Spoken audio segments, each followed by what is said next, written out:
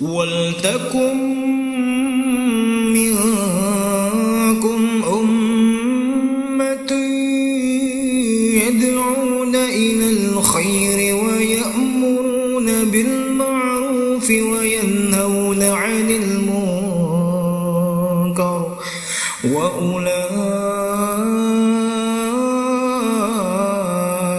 هم المفلحون.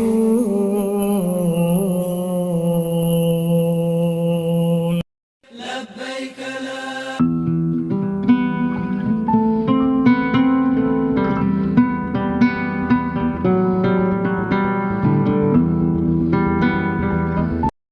Bismillahirrahmanirrahim. Alhamdulillahilladzi nahmaduhu wa nasta'inuhu wa nastaghfiruh wa na'udzu billahi min syururi anfusina wa min sayyiati a'malina. May yahdihillahu fala mudhillalah wa may yudlilhu fala hadiyalah.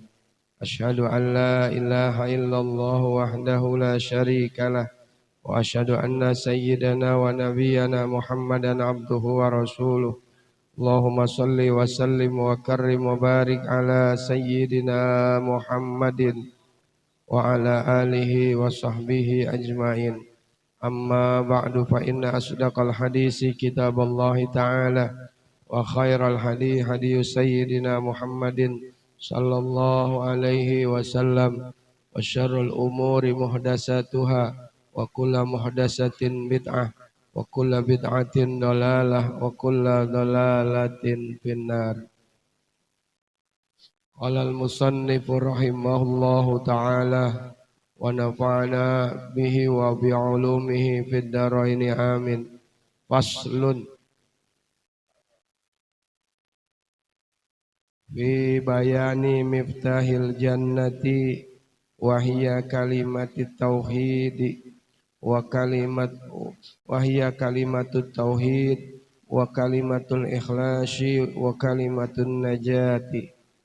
Wa qad zukirat fil Qur'ani fi sab'atin wa salasina mawdi'an.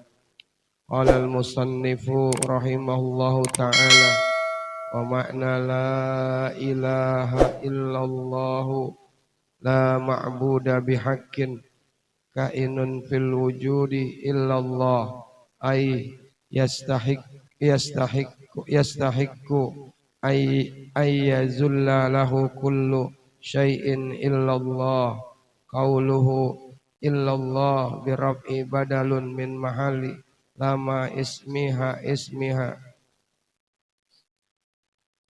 Pasal tentang menerangkan kunci sorga. Bapak-bapak, ibu-ibu udah punya belum kunci sorga? Nah ini ntar dikasih kunci sorga. Iya. Sehat ya Bu ya, semuanya sehat ya. Alhamdulillah. Buka jendela di waktu pagi. Anak bujang lagi ngejemur. Alhamdulillah ketemu lagi. Mudah-mudahan bapak-bapak, ibu-ibu sehat panjang umur. Amin. Ya. Mohon maaf ini Pak Edi, kayaknya lagi sedikit pilek ini saya ya. Pak RT, maafin ya. Sama ya Bu. Iya. Makan juga sesuap-sesuap Bang Diki kalau lagi pilek mah. Iya. Iya.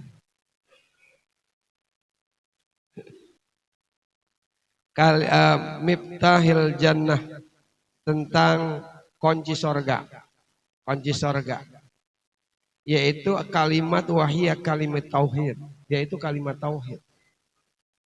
Juga disebut dengan kalimatul ikhlas, kalimat ikhlas. Apa itu kunci sorga? Apa itu kalimat tauhid? Apa itu kalimat ikhlas? Apa itu kalimat keselamatan? Kalimatun najah.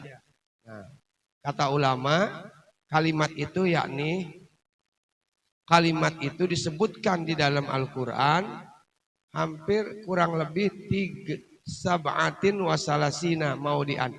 37 ayat yang diulang-ulang di dalam Al-Quran tentang kalimat itu.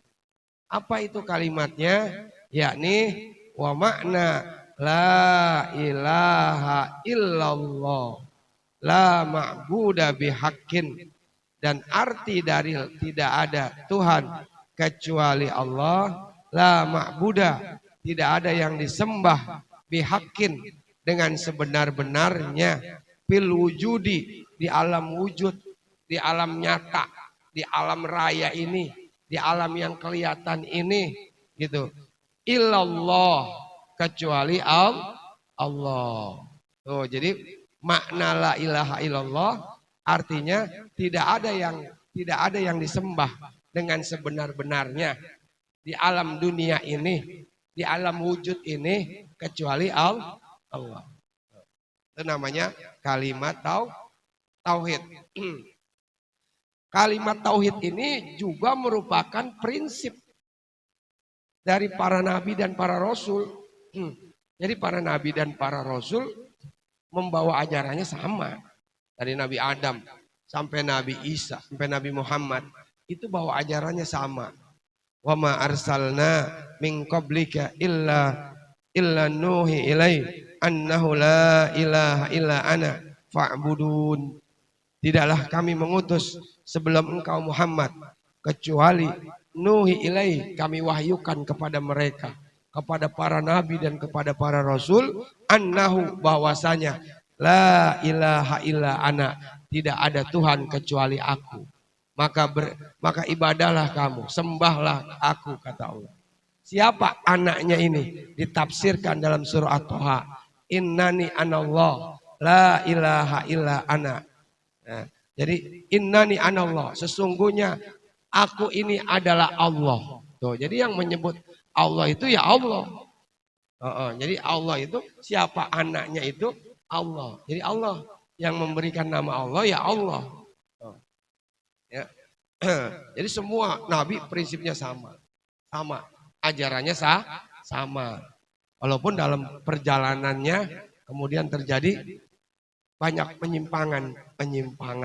Nah, muncullah kemudian agama terakhir, agama Islam. Yang memperbaiki, yang mengoreksi gitu ya.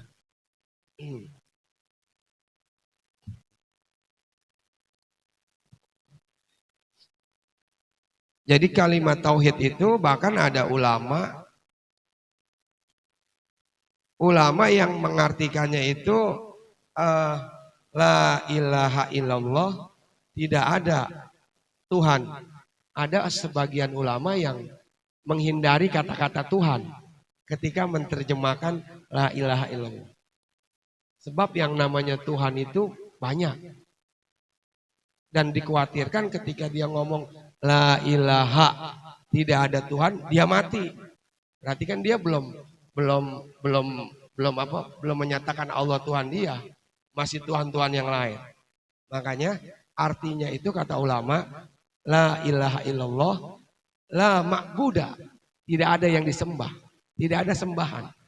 Jadi tidak ada disembah, bukan tidak ada Tuhan, tidak ada yang disembah kecuali Allah. Gitu. Ya. Itu maknanya. Ilallah, kalau kata orang nahumah, orang pesantren, ilallah itu jadi badal. Maka dibaca ilallahu. Nah, dia jadi badal ilaha. Nah, ilahnya istisna, muttasil, yang bersambung, pengecualian yang bersambung. Tidak ada yang disembah dengan sebenar-benarnya ilallah, kecuali Allah. Ilallah, ilah, istisna, pengecualian. Muttasil, yaitu bersambung. Jadi tidak ada yang disembah kecuali Allah dengan sebenar-benarnya. Hujan ya? Alhamdulillah. Di rumah saya emang nggak hujan, Bu. Iya di rumah. Di luar mah hujan. Di rumah mah nggak hujan. Nah, kata Nabi, man kana akhira kalamihi la ilaha illallah dakhalal jannah. Rawahu Abu Daud. Sabda Nabi, man kana akhira, siapa orang yang akhir hidupnya dia mengucapkan la ilaha illallah dakhalal jannah, dia masuk surga. Ini yang kita harapin Buya. Kalau kita meninggal, kita pengen akhir hidup kita yang keluar terakhir kali dari mulut kita adalah ucapan La ilaha illallah. Tidak ada yang disembah dengan sebenar-benarnya di alam wujud ini kecuali Allah. Jangan sampai ada cerita di daerah Kembangan kalau nggak salah itu.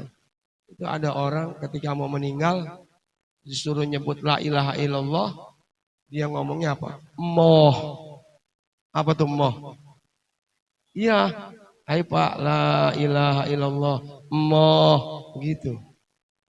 Artinya nggak mau. Iya, orang Sunda kali dia ya. Orang Jawa. Ya, dia nggak mau. Nah, jadi sebenarnya ngucapin atau tidaknya ketika orang di akhir hidupnya kalimat tauhid sangat tergantung dari perjalanan hidup sebelumnya, ya kan? Bukan serta-merta dia berbuat dosa, maksiat, sholat enggak, ngaji enggak, pas meninggal ngucapin la ilaha illallah. Bukan dilihat dari itunya, tapi dari kebiasaan hidupnya. Orang kalau kebiasaan hidupnya baik, maka akhir hidupnya juga baik. Jadi bagaimana suasana kita ketika meninggal nanti tergantung suasana hidup kita di dunia ini sebelumnya. Ada orang yang ketika meninggal yang hadir banyak, pada banyak ngedoain, banyak baca Quran, banyak yang sedih dia meninggal. Berarti mungkin orang ini ketika hidupnya banyak manfaatnya, banyak kebaikannya sama orang. Makanya kata orang tua, kalau ada orang meninggal, ikut sholatin. Biar nanti kalau kita meninggal, banyak yang sholatin. Saya pernah nyolatin orang di daerah Kedaung. Kedaung, daerah Bayur, Sepatan. Yang mau ke Sepatan tuh. Bayur ya? Kampung Bayur ya, Tangerang. Itu yang nyolatin Bu, luar biasa. Ada 5 orang. Iya, sampai keluar-keluar orang Bu. Nggak ada yang sholatin. Keluar-luar dari musola. Cuma 5 orang yang nyolatin. Dalam hati saya ini mayatnya hidupnya bagaimana dulunya. Makanya akhir hidup, kebiasaan hidup orang, kata Nabi, tergantung dengan kebiasaan dia sewaktu hidupnya. Kalau dia kebiasaannya ngaji, maka insya Allah hidup akhir hidupnya akan keluar kalimat La ilaha illallah. Amin ya rabbal alamin. Itu yang kita harapkan. Jangan mau meninggal yang dipikirin harta, ya. Yang dipikirin mobil, pikirin anak, ya kan? Lihat dong kayak ulama-ulama. Ada ulama guru Mukni Kuningan. Kata cucunya almarhum Dr. Lutfi Fatullah. Dia dosen saya dulu di Muhammadiyah. Dia cerita, engkongnya waktu meninggal, sebelum meninggal mesen. Dia mau wali, engkongnya wali. Nah, tong, ntar kalau engkong meninggal, lu taruh di kanan engkong. Di dekat kepala engkong di kanan Al-Quran. Al-Quran. Ntar taruh yang di kiri hadis Sahih Bukhari. Kitab hadis Sahih Bukhari yang tebal tuh. Kitab hadis Sahih Bukhari. Karena mungkin selama hidupnya engkongnya ini memang cinta banget sama Al-Quran dengan Sahih Bukhari. Sampai-sampai mau meninggalnya aja dia pengen ditaruh di sampingnya itu adalah Al-Quran. Di samping kanannya Quran, samping kirinya Sahih Bukhari. Masya Allah. Tuh, luar biasa. Ya. Jangan ada yang meninggal, mesen sama cucunya, anak-anaknya. Pokoknya gua mau meninggal, itu rumah yang di belakang, lu jangan jual. Emang kenapa Kong? Rumah orang. Ya, Iya. Tanah yang di Tangerang, di Keronjo, 1.000 meter, lu jangan apa-apain. Emang kenapa Kong? Itu punya orang sono, bukan punya kita. Akhirnya nggak jadi. Jadi, oke. Kita mah banyak orang mau meninggal masih yang dipikirin harta. Tapi para ulama, karena dia memang ulama kan kayak Guru Majid Pekojan, diceritakan oleh cucu dari muridnya Mu'alim Tabroni, punya cucu namanya Mu'alim Maulana Kamal. Jadi Guru Majid Pekojan, kuburannya di Pekojan, di Basmol kuburannya. Itu setiap 3 hari hatam Quran. Setiap 3 hari hatam Quran, setiap 3 hari hatam Quran, Bu. Subhanallah. Ibu hatam, Bu? Hah? Hatam? Iya, gampang, Bu. Bisa, ada tekniknya cara menghatamkan Quran. Ibu habis baca Fatihah, Ibu langsung baca Qul a'udzu birabbin nas. Itu sama. Ya, jadi awal doang sama akhir doang. Hatam tuh. Ya. Hatamin Bu Quran. Sebab nanti Quran yang akan menolong kita ketika kita meninggal dunia. Kenapa kita nggak dekat sama Al-Quran? Kenapa umat Islam banyak yang jauh dari Al-Quran? Karena kitanya ini nggak cinta kepada Al-Quran. Kalau kita cinta, pasti kita dekat. Iya Pak Edi ya. Kita ini cinta sama istri kita, pasti kita dekat. Orang cinta itu dekat. Maka orang yang cinta, kenapa dia tidak dekat sama Al-Quran? Karena hatinya tidak cinta. Cintai dulu. Nanti Al-Quran akan membuka rahasia-rahasianya buat kita. Tuh. Baca Quran. Yang nggak bisa baca Quran, zikir. Zikir. Subhanallah, walhamdulillah, wala ilaha illallah, wallahu akbar. Kata Nabi 33. Subhanallah 33. Alhamdulillah 33. Allahu akbar 33. Habis sholat, jangan kabur. Baca dulu wirid 33. Itu kata Nabi bisa mengalahkan keutamaan derajat orang kaya yang suka sedekah. Jadi orang kaya yang suka sedekah itu masih kalah sama orang yang habis sholat dia baca wirid zikir 33. Subhanallah, Allahu Akbar 33, Alhamdulillah 33. Di hadis lain dikatakan kalau ibu-ibu di rumah repot, tiap hari repot nggak Bu? Repot sama kerjaan ya? Kerjaan rumah ya? Nyuci piring, nyuci baju, belum ngepel. Ya kan saya juga di rumah bantuin juga Pak Edi. Nah, itu kalau nggak mau repot kata Nabi, amalannya gampang. Ibu nggak usah pakai pembantu. Bayarannya juga mahal, iya kan? Nggak usah pakai orang. Baca aja kata Nabi, mau tidur, Subhanallah 33, Alhamdulillah 33, Allahu Akbar 34, tambah 1. 34, Allahu Akbarnya. Maka kata Nabi, itu udah cukup untuk mengatasi kerepotan di rumah. Ntar rapi semuanya bu rumah kalau udah dikerjain. Iya. Iya, kalau nggak dikerjain nggak rapi-rapi. Nggak dalam arti dilancarin sama Allah. Ya. Jadi saya minum dulu ya. Ini air dukun saya dikasih nih.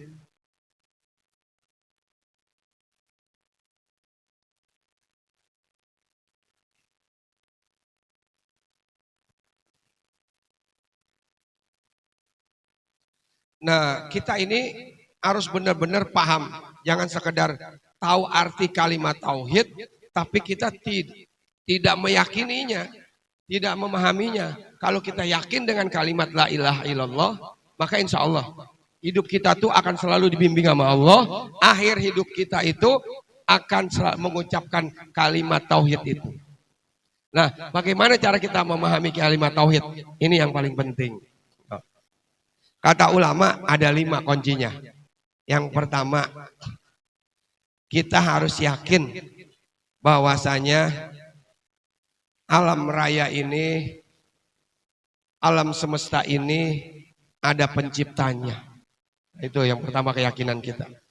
Nggak mungkin adanya alam ini kalau nggak ada yang mencipta. Adanya mobil karena ada pabriknya, Ibu. Nggak mungkin tiba-tiba ada mobil. Itu yang pertama, kita harus yakin bahwa Allah yang menciptakan alam raya ini. Yang kedua, kalau kita ingin memahami kalimat tauhid, kalimat ikhlas, kita harus yakin bahwa Allah itu esa. Qul huwallahu ahad. Allah itu satu. Esa. Esa dalam sifat, esa dalam perbuatannya, esa dalam zatnya. Esa dalam sifat. Sifatnya Allah berbeda dengan sifat kita. Ya Bu ya. Kita ini baik sama orang. Kadang-kadang karena ada maunya. Ya kan? Ada maunya baik sama anaknya. Karena ternyata emaknya jambu batu. Janda muda, anak satu. Ya Bang ya, Bang Parman ya. Anaknya dibeliin es krim. Ntar sore diajak jalan-jalan ke JB. Lah baik banget sama anak yatim. Ternyata emaknya jamur. Janda muda dibawa umur. Ya. Ya, kalau Allah itu tidak. Allah itu Maha Rahman, Maha Rahim. Allah Maha Pengasih, Maha Penyayang. Allah ngasih siapa aja. Allah nggak pilih kasih siapa aja. Orang Islam dikasih, orang kafir juga dikasih. Binatang semuanya dikasih. Allah nggak milih-milih. Ya. Kalau kita kan kadang-kadang ya itu tadi ada kepentingan-kepentingan. Yang ketiga, kita harus yakin bahwa Allah itu bukan dari bagian-bagian. Laisa kamislihi syai'un. Allah berbeda dengan makhluknya. Gitu. Allah itu nggak kayak komputer.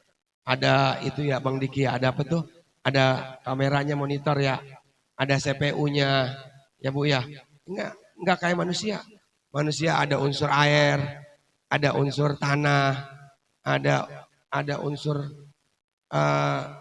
darah semua. Allah enggak. Allah itu berbeda dengan makhluknya.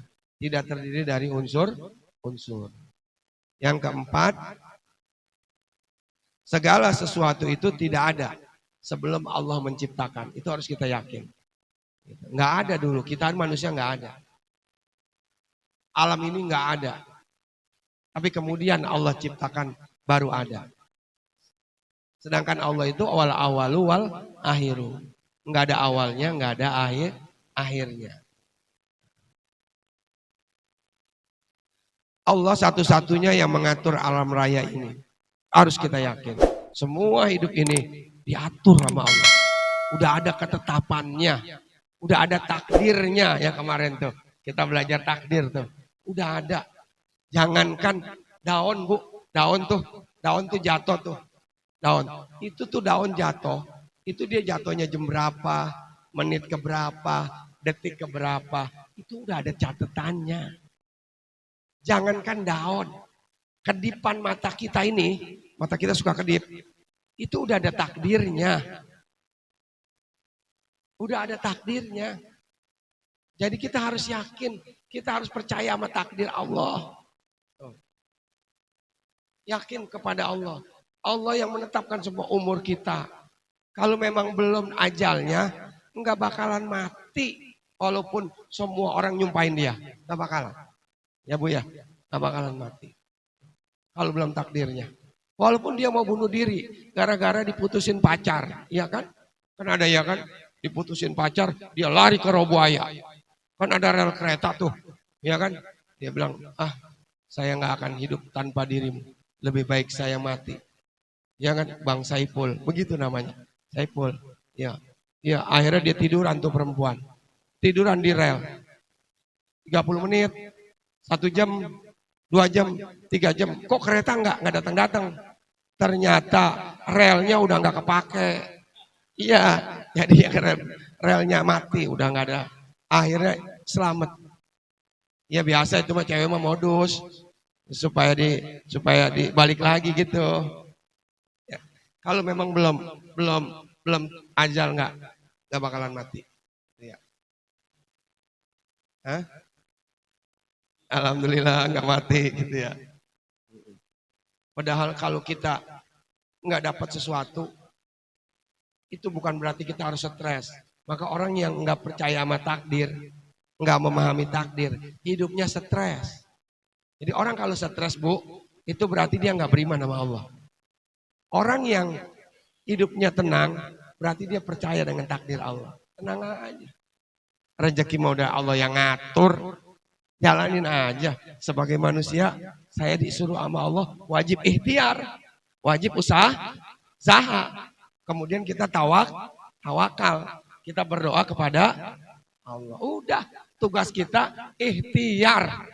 Mau dapatnya berapa ke Bang Agus? Itu semua takdir Allah. Tapi kalau punya niat yang baik, pasti Allah akan jawab Bang Darman. Bang Darman katanya niatnya mau berangkatin umroh orang tuanya. Maka sama Allah udah diketahui. Udah dijawab, ntar dijawab. Rezekinya ada aja. Ada aja jalannya. Jalannya ada aja. Begitu. Tiap bulan, tiap minggu, Pak Edi pengajian biar makanan saya yang nyiapin. Padahal saya nggak punya duit Pak Edi. Udah ada jawabannya. Setiap niat yang baik, pasti nanti Allah akan datangkan rezeki. Saya mau kemari, ada orang datang. Kira saya sama siapa? Orang dari Kebon Jeruk, suami istri. Aduh, ada apa ibu? Saya mau ngasih sumbangan buat anak yatim. Pak Ustadz, berapa bu? 1 juta, Alhamdulillah.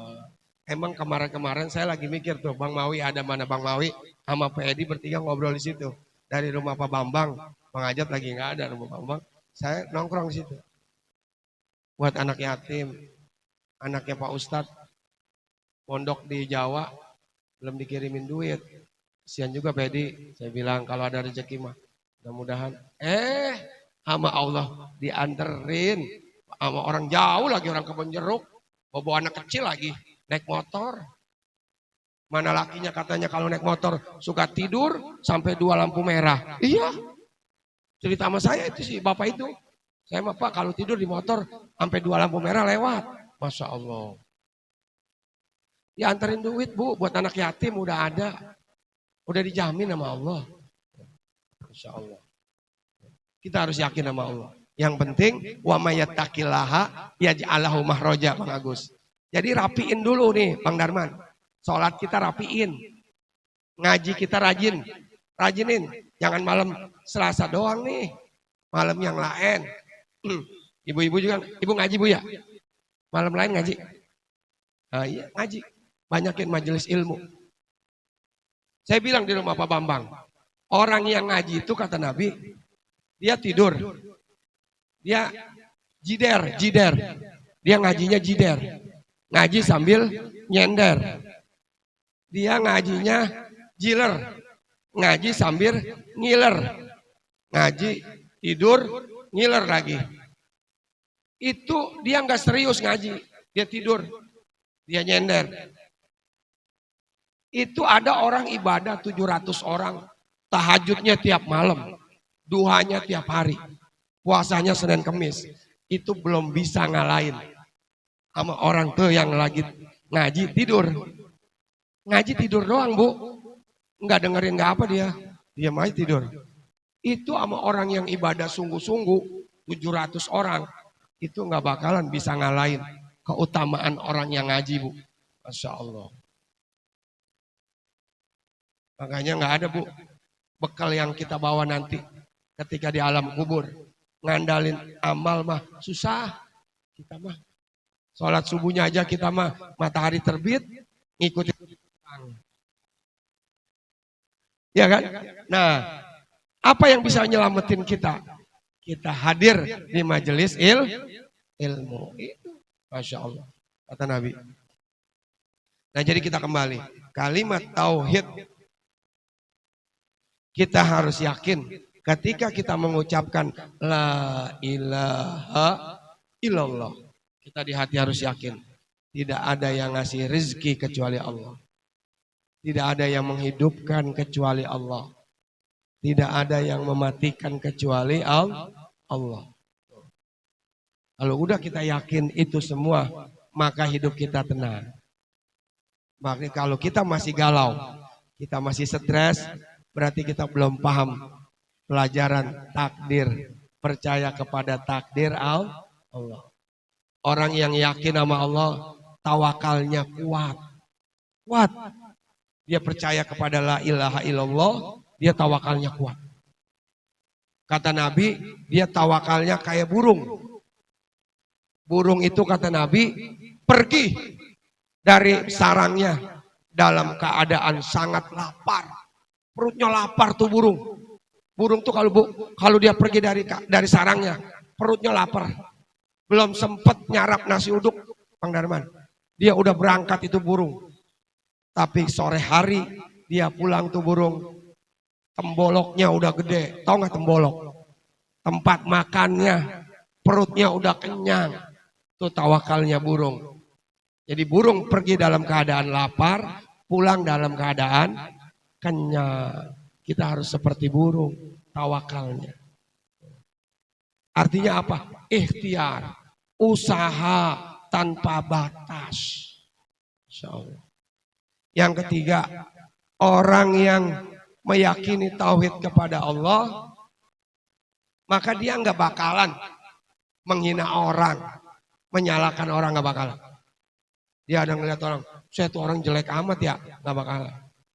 Nggak bakalan dia menghina orang. Sekalipun orang itu berbuat dosa, dia nggak. Karena dia yakin bahwa orang itu yang menciptakan Allah. Dia diciptakan oleh Allah sebaik-baik makhluk. Laqad khalaqnal insana fi ahsani taqwim. Sesungguhnya Allah menciptakan manusia dalam sebaik-baik bentuk. Soal dia berbuat maksiat, berbuat dosa, itu urusan dia dengan Allah. Tetapi sebagai manusia, kita menghormatinya. Jadi orang yang tauhidnya kuat, nggak mau ngejelek-jelekin orang. Yang ketiga, yang terakhir nih, orang yang kalau tauhidnya kuat, maka dia nggak akan menyesali apa yang terjadi. Biasanya ibu-ibu nih, jikalau, andai kata, umpama, misalnya, itu kadang-kadang begitu tuh. Itu sebenarnya setan itu yang ngebisikin di hati kita. Ya, coba nggak kesono, begitu. Ya, coba. Jadi menyesali apa yang terjadi. Coba saya nikah sama mantan saya yang pertama, nggak begini saya. Nah, berarti kita nggak percaya sama takdir Allah. Kita nggak ridho sama takdir Allah. Nggak boleh. Semuanya itu adalah takdir Allah, pilihan Allah yang terbaik buat kita. Wa asa an takrahu syai'an wa huwa khairul lakum.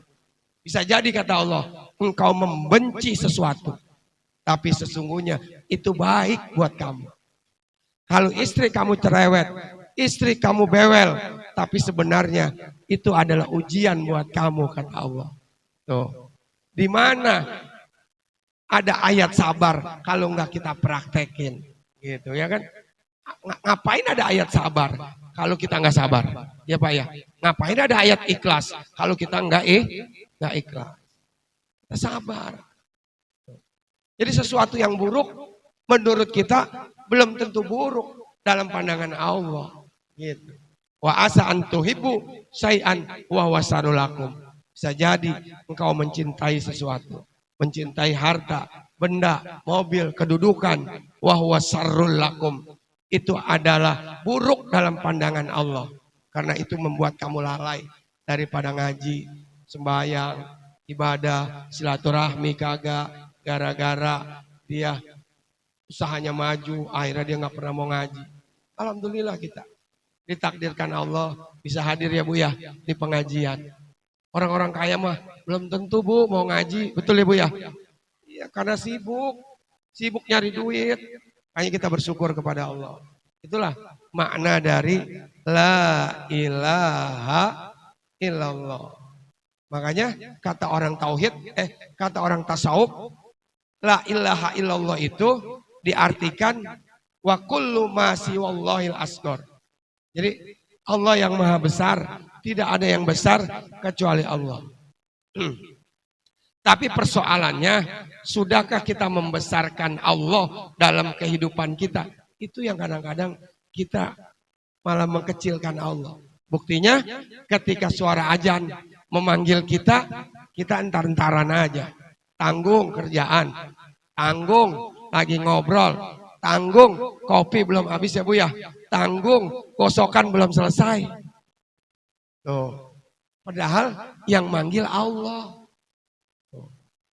Berarti kita belum mampu membesarkan Allah. Ketika kita membesarkan Allah, maka semuanya harusnya kecil. Gitu. Yakin sama Allah. Nah ini, maka ketika kita ridho dengan segala semua yang Allah tetapkan buat kita, maka yang muncul ketenangan hidup kita.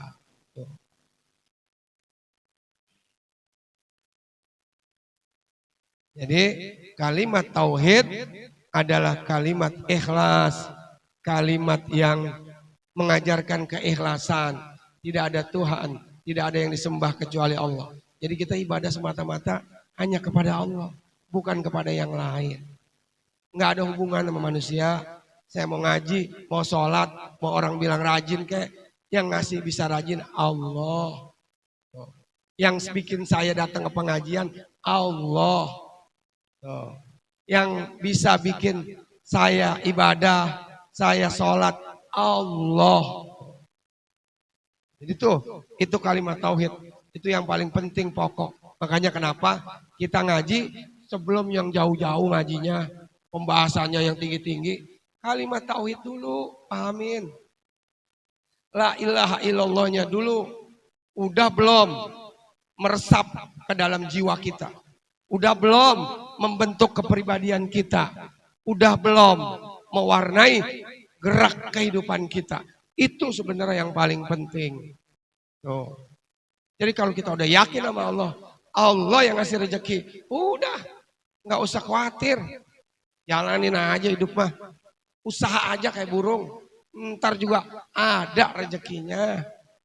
Oh, apalagi ibadahnya rajin. Sholatnya rajin. Akhiratnya rapi, ntar dunianya rapi. Kenapa dunia kita belum rapi-rapi juga? Urusan kita belum kelar-kelar juga. Mungkin ini ya maaf ya, akhirat kita belum rapi. Oh. Ya saya mohon maaf bukannya. Saya kadang-kadang ya Allah bersyukur pada Allah. Ibadahnya mah dikit, ngajinya dikit. Saya ngaji dikit banget ya Allah. Paling ngaji hari Minggu pagi, malam Senin, malam Selasa, malam Rebo, malam Kamis Bu. Dikit ya Bu yang ngajinya ya. Iya. Malam Jumat saya libur di rumah. Malam Sabtu ngaji juga di rumah. Tapi alhamdulillah ada aja rezeki. Ngidupin HP tadi ada yang WA. Ustadz, suka sama sop kambing nggak? Masya Allah, sop kambing. Ini mah bisa buat malam Selasa Pak RT. Ya kan waktu malam Jumat saya enggak. Jadi saya kodo malam Selasa. Saya kodo. Ada aja Bu rezeki Masya Allah. Jadi itu katanya orang beli sop kambing sampai 3 bungkus. Ya habis kebanyakan dianterin ke rumah saya. Mantunya Pak Haji Rahmat, antri dokter. Ya mantunya nganterin, ya Allah. Ada aja kita nggak tahu. Makanya harus yakin sama Allah. Yang penting mas sekarang ngaji jangan ditinggal. Ya, bapak-bapak nih yang malam Sabtu kosong, main ke rumah saya Bang Agus. Ya, silaturahmi. Bang Agus ke Sukabumi, bagus kan kalau kita silaturahmi, gitu. Silaturahmi, Bang Randi main, tapi Bang Randi katanya ke Tangerang. Bang Barman main ke rumah, ya. Pak Bambang, saya udah ke rumah Pak Bambang semalam. Pak Bambang belum ke rumah saya. Ya. Nah, malam Sabtu kalau mau ngaji hadis Bulughul Maram. Kita sama-sama mutola'ah muzakarah. Insya Allah mudah-mudahan kalau kita yakin dengan kalimat tauhid la ilaha illallah, maka hidup kita akan dimudahkan oleh Allah Subhanahu wa taala. Jadi bapak-bapak, ibu-ibu, ini saja sementara yang dapat kami sampaikan. Kurang lebihnya mohon maaf. Kalau ada pertanyaan silakan. Selanjutnya kalau ada pertanyaan silakan Ibu, Bapak. Bebas pertanyaannya. Bang Diki. Ibu yang mau bertanya silakan Bapak. Ya, apa aja? Ya Pak Ustadz ya. Bebas. Cek. Bismillah. Pak Ustadz, mohon maaf saya ingin bertanya.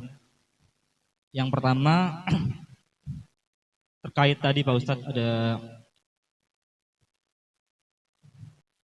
fadilah atau keutamaan tasbih, tahmid dan takbir 33 kali setelah sholat.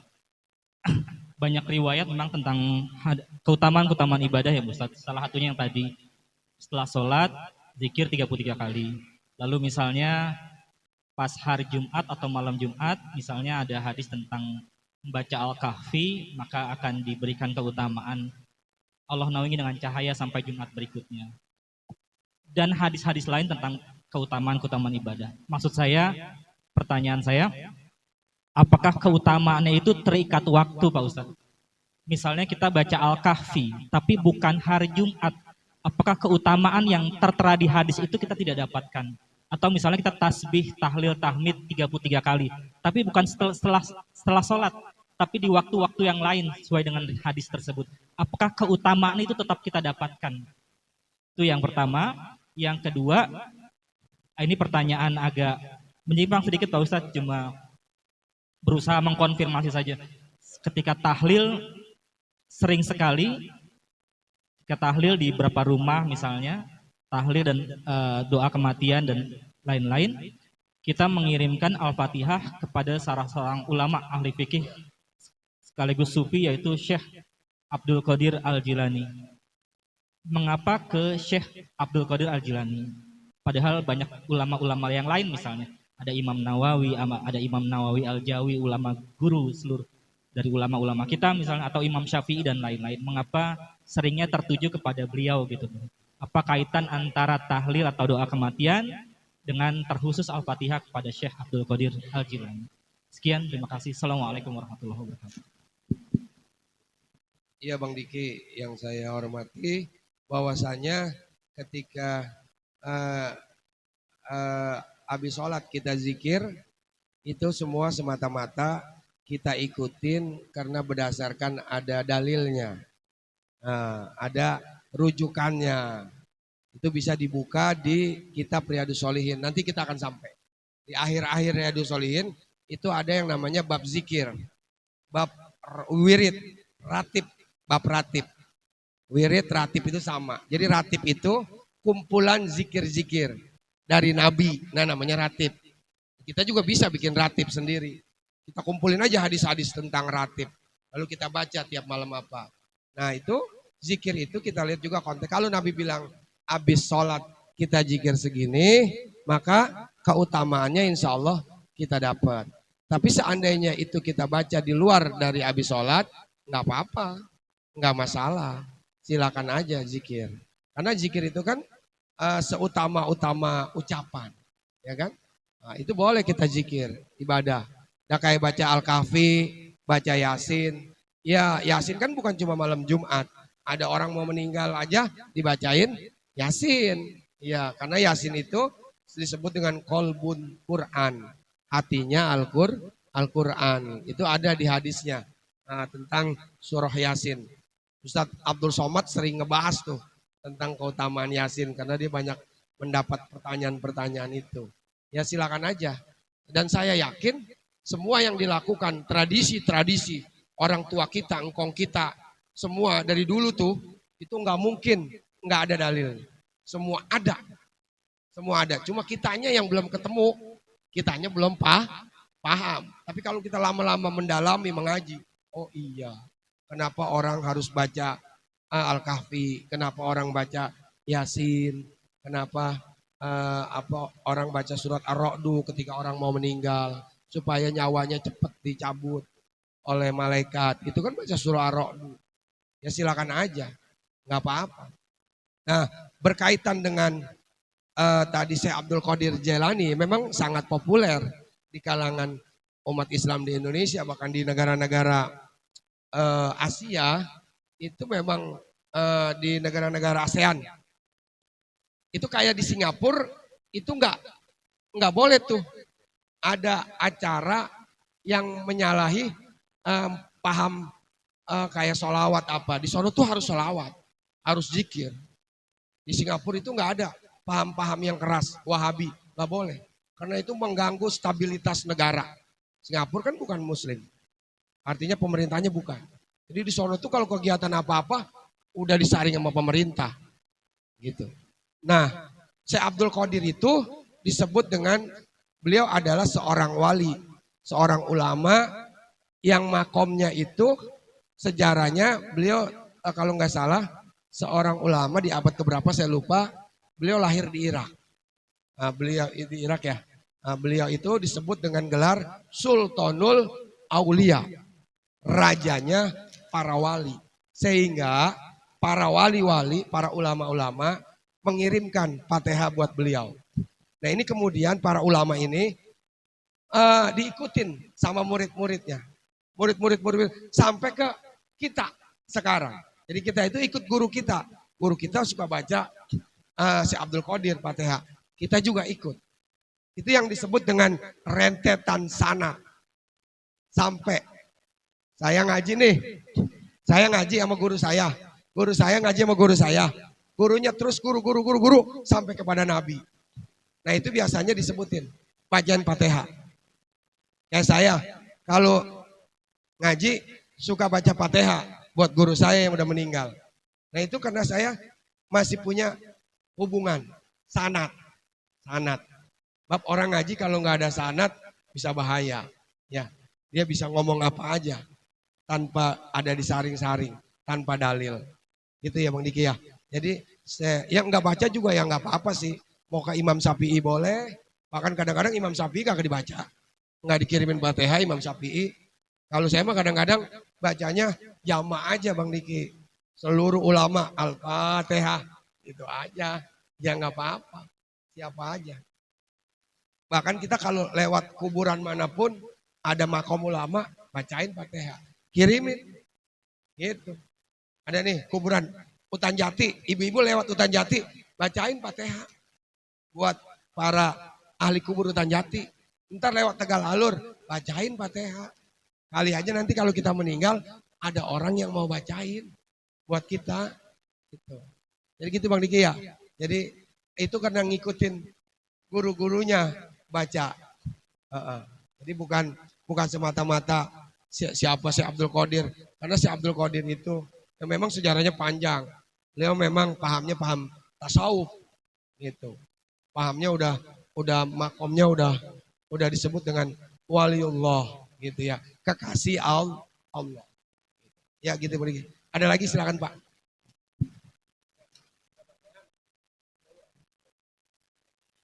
Itu si Rehan. Si Rehan ngembak aja tangannya. Hati-hati ntar setruk lagian begini.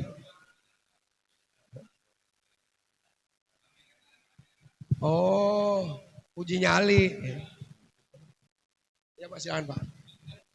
Assalamualaikum warahmatullahi wabarakatuh.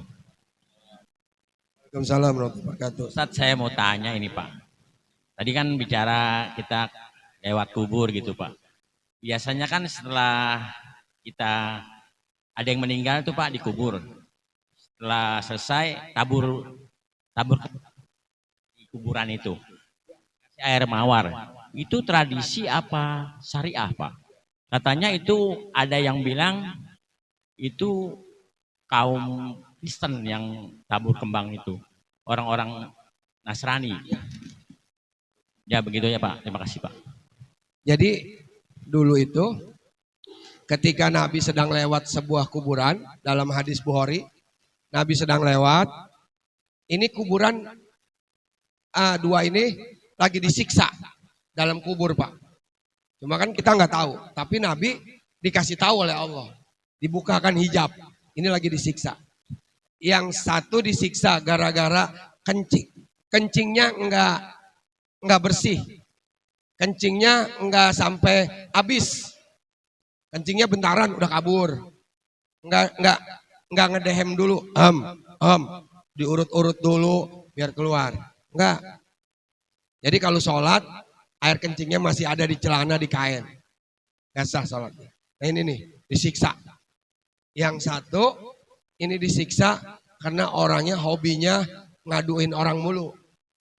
Orang lagi akur-akur berantem nih gara-gara dia nih. Namanya apa? Provokator ya? Apa? Namimah. Adu domba. Ya, adu domba. Ya, adu kambing, Pak. Adu domba nih. Makanya Nabi kemudian mengambil pelepah korma, batang korma, kemudian ditancepin ke kuburan ini, tancepin kuburan ini. Sahabat pada nanya, ya Rasulullah, kenapa kok ditancepin batang pohon ini? Kata Nabi, selama batang pohon ini hidup, maka dia beristighfar, memohon ampun kepada yang lagi disiksa. Makanya kenapa kemudian hadis ini kemudian dianalogikan oleh para ulama, dikiaskan oleh para ulama bahwasanya kalau ada kuburan harusnya dianjurin ditanemin pohonan. Tuh. Tapi jangan pohon beringin. Habis itu ya akarnya kan kemana-mana pohon beringin. Ya Bang. Ya. Pohon Kamboja. Pohon Kamboja bagus. Sebab itu pohon selama dia hidup, itu pohon akan terus bertasbih buat yang meninggal. Itu Bu ya. Jadi kalau kuburan jangan jangan dikosongin aja. Harusnya ditanemin. Kalau di hutan jati mah rumput doang. Iya, rumput doang. Ditanemin nggak boleh. Harusnya tanemin. Nah itu hadisnya dikiaskan ke situ Pak. Nah, jadi ada ikutannya. Ada dalilnya yang ke situ tuh. Di kitab Sahih Bukhari. Nah, jadi ulama itu ada yang kemudian menyuruh orang untuk kembang. Kalau kembang mah kan bentaran. Cuma kadang-kadang mohon maaf ada selentingan kalau pas lebaran kita nabur kembang di kuburan engkong kita, bapak kita, nggak lama kembangnya hilang. Disapu lagi, dijual lagi. Wallahu alam bener apa enggak ya? Ada yang begitu. Jadi kalau nggak pakai kembang juga nggak apa-apa Pak. Nggak apa-apa, doain aja. Nah, kalau pakai air itu, air mawar, saya kurang paham. Ya, mungkin supaya tanahnya lembek kali ya. Jangan terlalu keras, biar adem. Tapi mendingan mah dibacain Quran, Yasin. Jangan bawa air mawar 2 galon. Baca Yasin kagak. Ya kan, disiramin kuburan engkongnya 2 galon. Engkongnya di dalam kubur lepek. Basah semua. Ya, kata engkongnya, gua kok basah begini, gitu, gara-gara cucunya. Udah gitu, bawa kembang kan seplastik aja, jangan bawa kembang sepengki, tau nggak? Ember, dituangin kuburan emaknya, udah emaknya kelagepan, kagak bisa napas. Gitu ya Pak, ya. Udah, ada lagi nggak ada? Ya silakan. Tapi itu disunahkan. Ya. Ada lagi ibu nggak ada? Ibu nggak ada. Udah paham Ibu? Sudah cukup? Kalau nggak ada, kita tutup pengajian kita. Astagfirullahaladzim. Walakal hamdu ya ma'bud. Allahumma sholli wa sallim ala sayyidina Muhammad. Alhamdulillahirabbil alamin. Dan yu'afi ni'amahu yukafi mazidah. Ya Rabbana lakal hamdu kama yanbaghi li jalali wajhikal karim wa jami sultanik. Allahumma sholli wa sallim ala sayyidina Muhammad. Allahumma ighfir lana dzunubana ولوالدينا ولمشايخنا ولجيراننا ولمن حقنا علينا اللهم أغننا بالعلم وزينا بالحلم وأكرم بالتقوى وجمع بالعافية ربنا آتنا في الدنيا حسنة وفي الآخرة حسنة وقنا عذاب النار walhamdulillahi rabbil alamin. Kurang lebihnya mohon maaf. Assalamualaikum warahmatullahi wabarakatuh.